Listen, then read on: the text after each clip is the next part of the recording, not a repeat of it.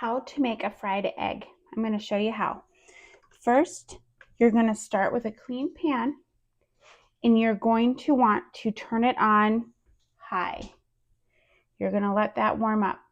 Now, you can use olive oil, you can use butter, but my favorite thing to use is coconut oil. As that's warming up on high, you're going to put a slab of coconut oil in here. Olive oil works really good. Butter works okay on like a nonstick pan, but I have found that butter does not work so well on a cast iron pan. You're going to want to get this very hot because when you break the egg, you want the heat to be able to pull the egg in and then it will not break. Also, I want to talk about spatulas. This is a clunky one that could break your egg. This is a better spatula to use because you can get in there and be more agile with it. Give it just a couple more seconds to heat up. These cast iron pans do take a little while. So I'm going to let that warm up here. Grab your egg, break it. What you're going to do is break it low to the pan, not high, but lower. Do you see how that heat immediately grabbed that egg?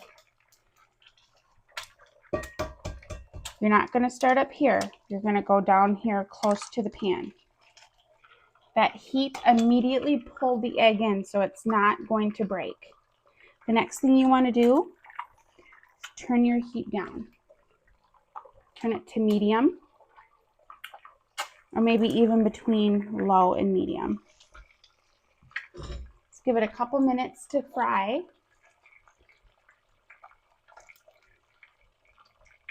You can see that our egg looks like you could flip it. This is too early. You do not want to flip it at this stage. This is still way too early to flip. Now remember, we turned our heat down. It's between low and medium. So this is going to prevent it from burning, but it is going to make sure that it keeps frying and it keeps cooking. You might be tempted to flip your egg at this point. You know, you can split it just perfectly, but you can see it is a little thin at this point. This is getting closer to the consistency that we want. It's getting to be thicker. It's not so thin.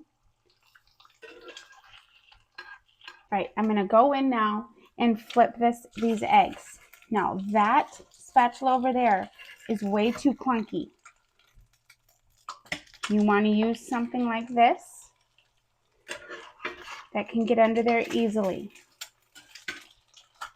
Now, this is very important. You want to turn the stove off, because if you don't, you're going to risk burning it.